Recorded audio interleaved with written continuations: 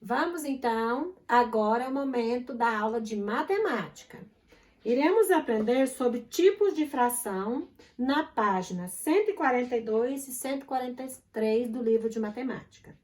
Veja bem, nós vamos aprender tipos de fração. Vamos lá aprender a decifrar cada tipo de fração. Nós temos as frações que são frações próprias. Vamos lá. Esse primeiro exemplo que eu ofereci para vocês aqui, apresentei, é um exemplo típico de fração própria. Mas como que nós podemos conceituar essa fração como uma fração própria?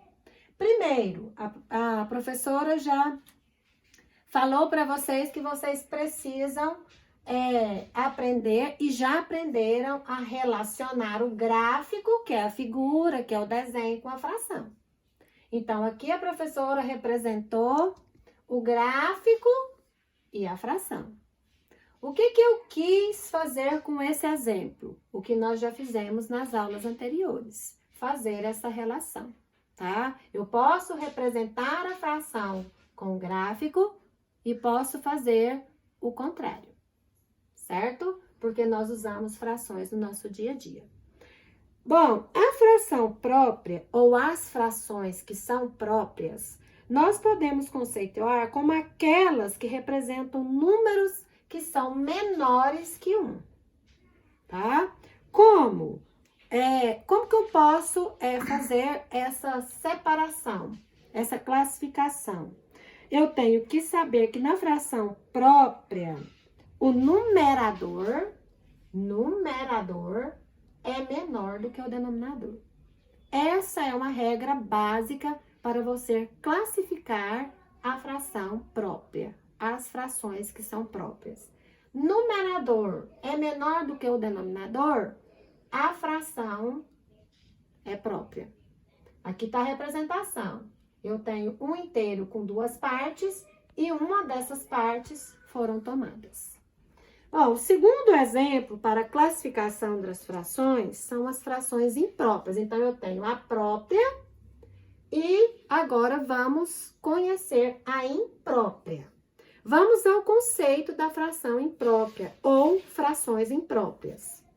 Veja bem, no conceito que está escrito lá no seu livro, na página 142, está assim: são aquelas que representam números maiores que 1. Então, é o contrário.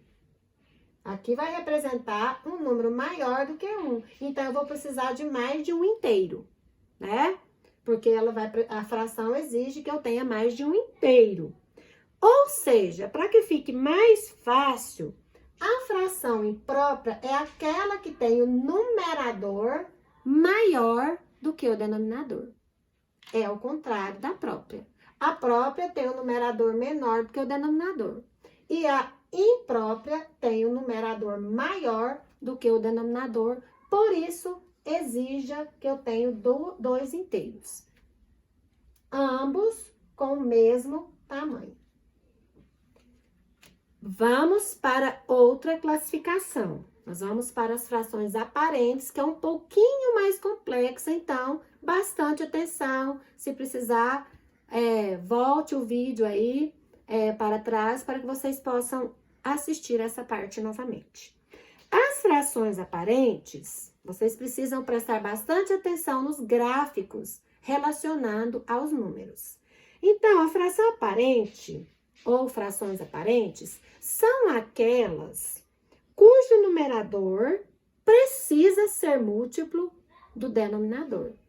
Então, nas frações aparentes, aqui está no seu livro, cujo numerador, vamos aos nomes dos termos.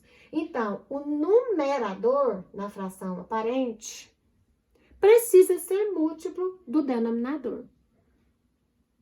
Então, o meu numerador precisa ser um resultado da multiplicação de 3. Então, aqui o numerador é um resultado da multiplicação de 3, essa fração é aparente. E essa fração, ela representa números naturais. Por quê, professora? Porque quando eu tenho essa condição aqui, de ser múltiplo do denominador, eu posso fazer uma divisão. Eu posso dividir, então, o numerador pelo denominador. E nessa divisão, eu vou obter um número inteiro. E, por exemplo, 3 dividido por 3 é igual a 1. Se eu tivesse aqui 8 quartos, digamos assim, 8 numerador, 4 denominador. Então, eu vou ver, o numerador é múltiplo do denominador? O numerador é um resultado da multiplicação de 8? Sim. Então, eu posso classificar essa fração como aparente. E essa fração aparente, eu sempre vou extrair dela um número inteiro.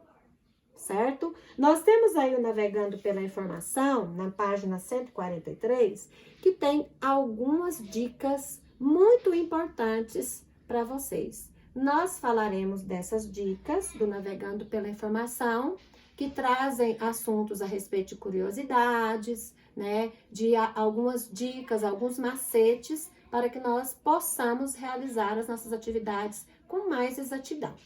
Então, Navegando pela Informação, façam a leitura. Qualquer dúvida, a professora orienta vocês um pouco mais na sala do Zoom ou via WhatsApp, quem não tiver oportunidade por algum motivo de estar na sala do Zoom. Mas eu aguardo vocês, todos vocês, na sala do Zoom. Terminamos aqui a nossa explicação, onde realizaremos as atividades na página 144 e 145 do livro de matemática. Findamos aqui.